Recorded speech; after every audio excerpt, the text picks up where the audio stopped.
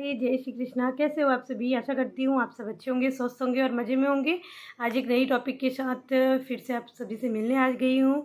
तो आज की टॉपिक है मासिक धर्म में श्रृंगार करनी चाहिए, नहीं करनी चाहिए, या फिर सिंदूर लगानी चाहिए या नहीं लगानी चाहिए। तो इस टॉपिक पे आपसे बात करती हूँ। अगर आप लोगों को वीडियो अच्छी लगती है तो लाइक शेयर सब्सक्राइब जरूर कीजिएगा। अगर आप मेरे चैनल पर नए आते हैं तो प्लीज़ सब्सक्राइब करके ही जाइए। और हाँ, मेरी वीडियोज़ पर लाइक कम आते हैं तो आप प्लीज़ अपना लाइक दीजिए मुझे, ताकि मैं आगे और अच्छी अच्छी जानकारीपूर्ण वीडियो आप सभी के लिए लेकर के आती रहूँ।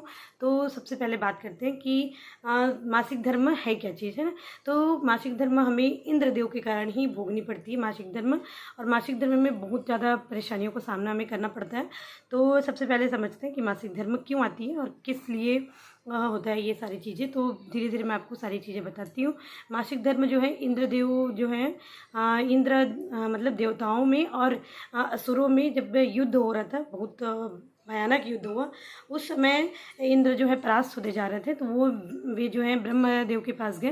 ब्रह्मदेव ने उन्हें बताया कि आप गुरु की पूजा कीजिए, गुरु की आराधना कीजिए, अपना गुरु बनाइए और गुरु की आराधना करते हुए आप फिर उनकी सेवा कीजिए, तो जो फल आपको मिलेगा उससे आप असुरों को पराजित कर सकेंगे।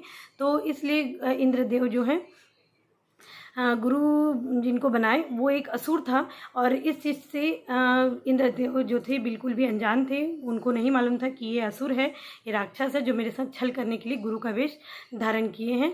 और इंद्रदेव जो है गुरु के रूप में उनको मानने लगे और रोज़ उनकी पूजा अर्चना करने लगे। उनका फल लेकिन उनको प्राप्त नहीं हो रहा था। और एक दिन उनको ये बात पता चली कि ये तो असुर है। तो वे क्रोध में आ गए इंद्रदेव, और जो है असुर जो जिनको वो गुरु मानते थे उनकी हत्या कर दिए। अब वो असुर था लेकिन वो गुरु के वेश में था, तो इसलिए उनको इंद्रदेव को जो है गुरु हत्या का पाप लग गया, यानी कि ब्रह्म हत्या का पाप लग गया। ब्रह्म हत्या का पाप लगने से इंद्र जो है तड़पने लगे, जलने लगे। और इस कारण फिर देवताओं में ये बातें होने लगी कि इंद्रदेव को फिर इस पाप से कैसे मुक्त किया जाए। तो इस चीज़ को जो है 4 भागों में बांट दिया गया। जो इंद्रदेव के जो पाप थे उसको 4 जगहों पर बांट दिया गया। तो किस किस जगह पर बांटे गए मैं आपको बताती हूँ। पहला है नदी, दूसरा धरती, तीसरा वृक्ष और चौथा महिलाएं। महिलाओं में भी ये बांटा गया। कहाँ कहाँ पे क्यों बांटा गया ये मैं आपको बाद में बताऊंगी। पहले हम महिलाओं की बात करें तो महिलाओं में आती हूँ। तो महिलाओं में बांट दिया गया। इसी की वजह से हमें मासिक धर्म भोगनी पड़ती है और मासिक धर्म में होती है। तो इंद्रदेव के कारण ही हमें मासिक धर्म जो है आता है।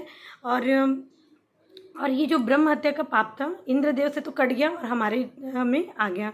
तो पाप जो होता है पाप ही रहता है, और जो पाप था वो हमारे मत्थे चढ़ा।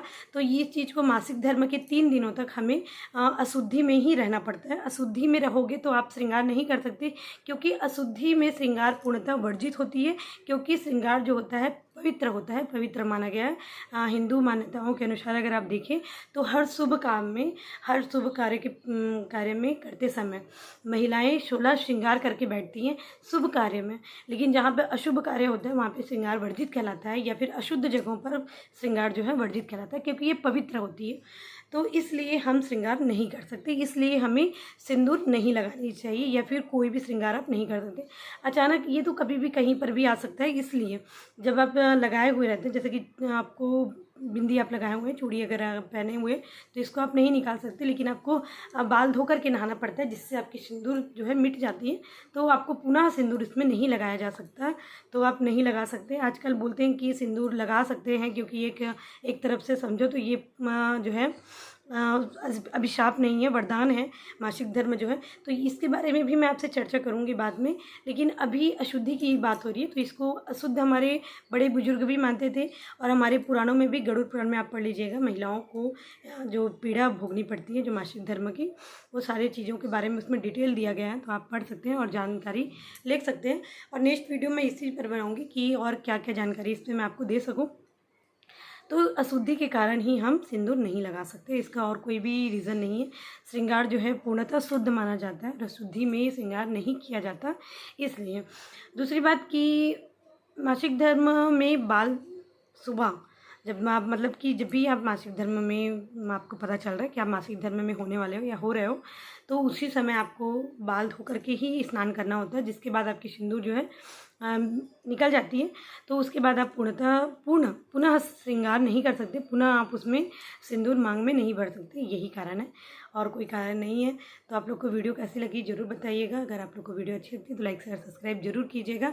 हाँ, आजकल की जनरेशन जो है इस चीज़ को नहीं मानती, लेकिन इस चीज़ को माननी चाहिए, क्योंकि हमारी संस्कृति ऐसी है कि जो चीज़ों को आप देखो, जिस चीज़ पे आप मतलब अपनी नज़र डालो, पुराणों में, वेद शास्त्रों में या फिर किसी भी धर्म कार्यों में, तो उसमें आपको संस्कृति के साथ साथ आपको वैज्ञानिक कारण भी आपको मिलेंगे कि क्यों आखिर हम इस चीज़ को नहीं करते और क्यों नहीं करना चाहिए, क्यों करना चाहिए।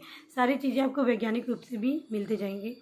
तो वीडियो अगर यूज़फुल लगी तो कीजिएगा सब्सक्राइब, लाइक और शेयर, और ज़्यादा से ज़्यादा शेयर कीजिए ताकि महिलाओं तक ये बात पहुँचे। और आजकल की जनरेशन अगर इस चीज़ को नहीं मानना चाहती तो कोई प्रॉब्लम नहीं है, क्योंकि जो मानना चाहता है उसके लिए ये वीडियो है, जो नहीं मानना चाहता उसके लिए मैं कुछ भी नहीं कर सकती। तो राधे राधे, नेक्स्ट वीडियो में ज़रूर देखिएगा।